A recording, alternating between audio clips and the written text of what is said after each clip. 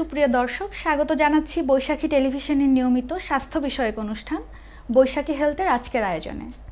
আজকের পুরো আয়োজন জুড়ে আপনাদের সাথে আছি আমি ডাক্তার ইসরাত। দর্শক, আজকে আমরা কথা বলবো পিত্তথলির পাথর এবং এর আধুনিক চিকিৎসা পদ্ধতি নিয়ে। এ বিষয়ে কথা বলার জন্য আমাদের সাথে উপস্থিত আছেন doctor Riaz Mahmud Babu sir, general colorectal ও laparoscopic surgeon, Dhaka medical college and হাসপাতাল। স্যার, আপনাকে স্বাগত জানাচ্ছি আমাদের আজকের আয়োজনে। জি, আপনাকে অনেক ধন্যবাদ এবং সকল বৈশাখী হেলথের দর্শকদেরকে আজকের অনুষ্ঠানে স্বাগতম জানাচ্ছি। স্যার, আমাদের আজকের আলোচনার বিষয় পিত্তথলির পাথর এবং এর আধুনিক চিকিৎসা। স্যার, প্রথমেই জানতে চাইব পিত্তথলির পাথর কেন হয় এবং কাদের এটা সবচেয়ে বেশি হয়ে থাকে? জি, ধন্যবাদ আপনাকে। সবচেয়ে কমন যে রোগটি এখন দেখা যাচ্ছে সারা বাংলাদেশ বা পৃথিবী জুড়ে, এটা হচ্ছে একটি পিত্তথলির পাথরের সমস্যা। হ্যাঁ, তো এই সমস্যাটা সাধারণত দেখা যাচ্ছে কিছু ফ্যাক্টর যাদের বেশি হওয়ার জন্য দায়ী থাকে, যেমন ফিমেলদেরকে বা মহিলাদেরকে বেশি দেখা যায়। তারপর হচ্ছে যারা একটু স্থূলকায়, যাদের ডায়াবেটিস মেলাইটাস আছে তাদের হয়ে থাকে, বা কিছু ব্লাড ডিজঅর্ডার থাকলে তাদেরও হতে পারে, যাদের রক্ত ভেঙে যায় এদের হতে পারে। তো আমরা জানি কিছু ফ্যাক্টর এখানে কাজ করে, যেমন আমরা জানি 5টা ফ্যাক্টরের কথা বলি, 5টা এফ আমরা বলি, যেমন ফিমেল, যারা মহিলা, যা ফার্টাইল, যাদের বাচ্চা হয়, এবং যাদের বয়স 40 বা 40-এর আশেপাশে, এবং যারা একটু ফেটি বা স্থূলকায়, এবং বলা হয় যে যারা একটু ফেয়ারি। এরকম 5টা এফের কথা, যদিও এগুলো সবসময় সত্য হয় না, কিন্তু এগুলা বলা হতো আগে যে 5টা এফ দায়ী। জি, ধন্যবাদ। স্যার, দেখা যায় পেটে ব্যথা তো অনেক রকমের হয়। অ্যাসিডিটির জন্য অনেকের পেটে ব্যথা হয়, আবার যাদের গল স্টোন হয় তাদেরও পেটে ব্যথা হয়। সো আমরা আসলে এই দুইটা কীভাবে পার্থক্য করব, যে এই দুইটা ব্যথা কখন হচ্ছে? মনে হয় যে একটা মানুষের হচ্ছে পেটে ব্যথা, কিন্তু সে কীভাবে বুঝবে যে তার আসলে গল স্টোনের ব্যথা হচ্ছে? স্যার, কী কী লক্ষণ আসলে থাকে গল স্টোনের? জি, আমরা সাধারণত জানি যে গল ব্লাডারটা লিভারের নিচে থাকে, লিভারের বেডে থাকে। তো লিভারটা ডান দিকে, তো গল ব্লাডারের বা পাথরের বা পিত্তথলির পাথরের ব্যথাটা সাধারণত পেটের উপরিভাগে ডান দিকে হয়ে থাকে, এটাই হয়।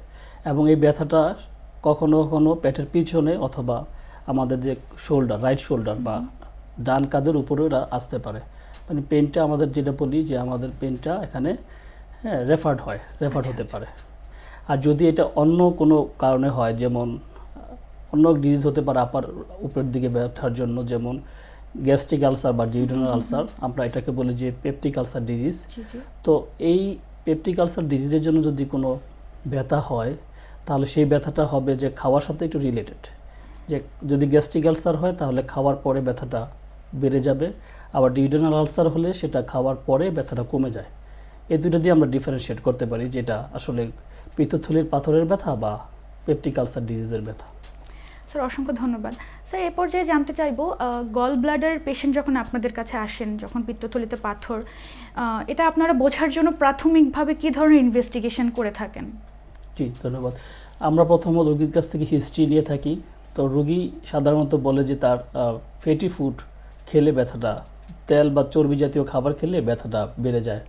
কী ব্যথা আর কী উপসর্গ দেখা দেয়, যেমন বমি ভাব হতে পারে, পেট ফুলা লাগতে পারে, এটা এক কথা আমরা বলি ডিসপেপসিয়া, এরকম ফিচার থাকে। আর সাধারণত যে চর্বি জাতীয় খাবার বা তৈলাক্ত খাবার বা বিয়ে বাড়িতে খেতে গেল, অনুষ্ঠানে খেতে গেল, একটা বিরিয়ানি খেলো বা পোলাও রোস্ট খেলো, খাওয়ার পরে ব্যথাটা বেড়ে গেল, তো এরকম হিস্ট্রি দিয়ে থাকে। তারপর আমাদের কাছে আসলে আমরা ফিজিক্যাল কিছু টেস্ট করে দেখি, শারীরিক পরীক্ষা যাকে বলা হয়। তারপরে আমরা কিছু বেসলাইন ইনভেস্টিগেশন করতে পারি, যেমন ধরেন কমপ্লিট ব্লাড কাউন্ট একটা করতে পারি। তারপর আমরা করতে পারি যে লিভার ফাংশন টেস্ট করতে পারি রোগীর জন্য। একটা সাধারণ পরীক্ষা যেটা হচ্ছে আলট্রাসোনোগ্রাম অফ আপার অ্যাবডোমেন অথবা আলট্রাসোনোগ্রাম হেপাটোবিলারি প্যানক্রিয়াটিক সিস্টেম। এই 3টা পরীক্ষা করলেই রোগীর পিত্তথলিতে কোনো সমস্যা আছে কিনা, পাথর বা অন্যান্য সমস্যা, পলিপ বা অন্য সমস্যা থাকলেও সেটা সহজেই ধরা যাবে। স্যার, বর্তমান সময়ে বা আধুনিক যেই চিকিৎসা পদ্ধতি এখন আছে, সেদিক থেকে চিন্তা করলে গল ব্লাডার বা পিত্তথলির জন্য আমাদের আসলে কি কি আধুনিক চিকিৎসা আছে এই পার্সপেক্টিভ থেকে চিন্তা করলে? জি, এখন যেহেতু আধুনিক যুগ, এখন পৃথিবীর সব দেশেই রোবোটিক সার্জারি চলে এসেছে, আপনি জানেন। তা আমাদের দেশে আমরা এখনও যদি রোবোটিক সার্জারি শুরু করতে পারিনি, কিন্তু ল্যাপারোস্কোপিক সার্জারি এটা খুব হ্যাঁ, স্ট্যান্ডার্ড এবং বাংলাদেশের সব জায়গায় এটা হয়ে থাকে। তো গলব্লাডারের সার্জারির জন্য বা পিত্তথলির সার্জারির জন্য যে বলা হয় যেটা গোল্ড স্ট্যান্ডার্ড, সেটা হচ্ছে ল্যাপারোস্কোপির মাধ্যমে, ল্যাপারোস্কোপি কোলিসিস্টেক্টমি আমরা করে থাকি এবং এটা হয়ে থাকে। স্যার, একমাত্র কি অপারেশন এটার সমাধান, নাকি অনেক কিছু ক্ষেত্রে মেডিসিন দিয়েও এটাকে রিমুভ করা সম্ভব? জি, আপনাকে ধন্যবাদ। বলা হয়ে থাকে যে আপনার যদি কোনো পিত্তথলির পাথরের কোনো রোগী তার কোনো উপসর্গ দেখা না দেয়, তাহলে সাধারণত বলা হয়ে থাকে যে অপারেশন না করলেও চলে। ম্যাক্সিমাম ক্ষেত্রে বা বেশিরভাগ ক্ষেত্রে দেখা যায় রোগী একটি কোনো অন্য রোগের কারণে আলট্রাসোনোগ্রাম করলো, তার গলব্লাডারে পাথর আসলো, সেক্ষেত্রে তো সার্জারি করার দরকার নেই। তবে কিছু কিছু কোলেস্ট্রল স্টোন, আমরা জানি যে পিত্তথলিতে 3 ধরনের স্টোন হতে পারে, কোলেস্ট্রল স্টোন বা পিগমেন্ট স্টোন বা মিক্সড স্টোন। তো কিছু কিছু কোলেস্ট্রল স্টোন যেটা সাইজ খুব ছোট থাকবে, অনেক ছোট, আমরা জানি যে সিস্টিক ডাক্টের ডায়ামিটার হচ্ছে 3 মিলিমিটার। তো এর চেয়ে ছোটো যদি পাথর হয়, অনেক সময় সেটা ওষুধের দ্বারা নির্মূল হতে পারে, কিন্তু এটা অনেক সময় সাপেক্ষ এবং অনেক দিন লাগবে। সেক্ষেত্রে দেখা যাচ্ছে এটার জন্য ওয়েট করলে সেটা কমতে কমতে দেখা যাচ্ছে আরেকটা পাথর হয়ে যাচ্ছে। ঠিক আছে, তাহলে এটা কিন্তু রোগীর উপকারের চেয়ে অপকার বেশি হবে। তো সেক্ষেত্রে বলা যায় যদি রোগীর কোনো সমস্যা থাকে বা লং স্ট্যান্ডিং, সে অপেক্ষা করতে পারবে না, সার্জারি করে নিলেই ভালো হবে তার জন্য। ধন্যবাদ স্যার। অনেক রোগীর মনে একটা প্রশ্ন থাকে যে আমি যখন পিত্তথলি অপারেশন করে ফেলবো, যদি আমার পিত্তথলিটা মানে ফেলে দেওয়া হয় অপারেশন করে, সেক্ষেত্রে আমার খাবার দাবারের সমস্যা হতে পারে, মানুষ এরকম করে চিন্তা ভাবনা করে। এরকম কি আসলে কোনো ব্যাপার থাকে? জি, আপনাকে ধন্যবাদ, একটি অত্যন্ত গুরুত্বপূর্ণ প্রশ্ন করেছেন। এই প্রশ্নটা অনেক রোগী করে থাকে যে আমার তো পিত্তথলি ফেলে দেবো, আমার খাবার কীভাবে হজম হবে। অ্যাকচুয়ালি পিত্তথলিতে আমাদের পিত্তরস কিন্তু লিভারে তৈরি হয় প্রতিদিন 800 থেকে 1000 ml। তো পিত্তথলিতে 50 ml এর মতো জমা থাকে, এটা কনসেন্ট্রেটেড একটা পিত্তরস, সেটা আমাদের খাবার খেলে দ্রুত হজম করতে সাহায্য করে, ঠিক। কিন্তু এটা ফেলে দিলে তেমন কোনো সমস্যা হওয়ার কথা না রোগীর জন্য, কারণ পিত্তনালী আছে, পিত্তনালীতে আমার পিত্তরসটা ডাইরেক্ট আমার অন্ত্রে চলে যাচ্ছে। তো সেই ক্ষেত্রে তবে কিছু কিছু রোগীর ক্ষেত্রে সাধারণত দেখা যায় প্রথম আর্লি স্টেজে বা অপারেশনের কয়েক মাস পর্যন্ত কিছু সমস্যা হতে পারে, সেটাকে বদহজম বা পেট ফুলা একটু থাকতে পারে, কিন্তু কিছুদিন পরে সেটা ঠিক হয়ে যায়। তাহলে বলা যায় যে তেমন কোনো সমস্যা আসলে হয় না অপারেশন করার পরে। স্যার, অনেকের ক্ষেত্রে দেখা যায় যে অসচেতনতার জন্য অনেকে অপারেশন করেন না, গল ব্লাডার স্টোন ডায়াগনোসিস হওয়ার পরেও তারা অপারেশনে যান না। এক্ষেত্রে আসলে কি কমপ্লিকেশন অ্যারেস্ট করতে পারে?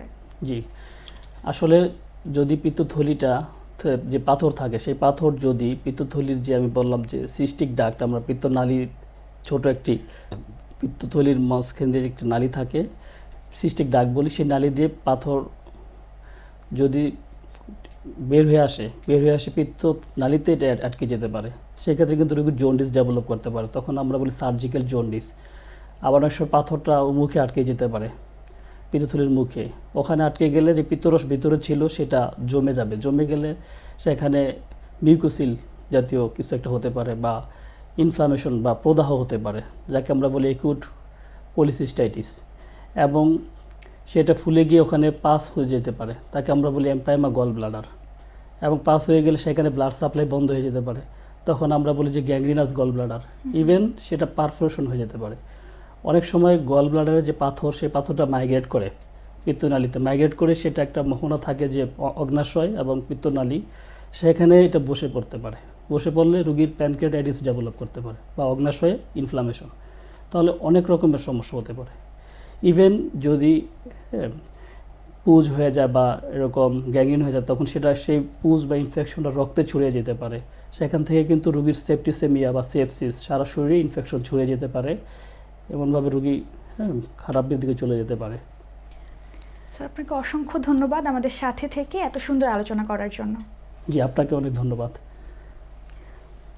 দর্শক, যে কোনো ধরনের ব্যথা অবহেলার নয়, ছোট থেকে ছোট ব্যথাকে অবহেলা না করে চিকিৎসকের কাছে যান এবং প্রপার ডায়াগনোসিস করে সেটা চিকিৎসা নিন। আপনাদের সকলে সুস্বাস্থ্য কামনা করছি। পরবর্তী অনুষ্ঠান দেখার আমন্ত্রণ জানিয়ে শেষ করছি আজকের মতো।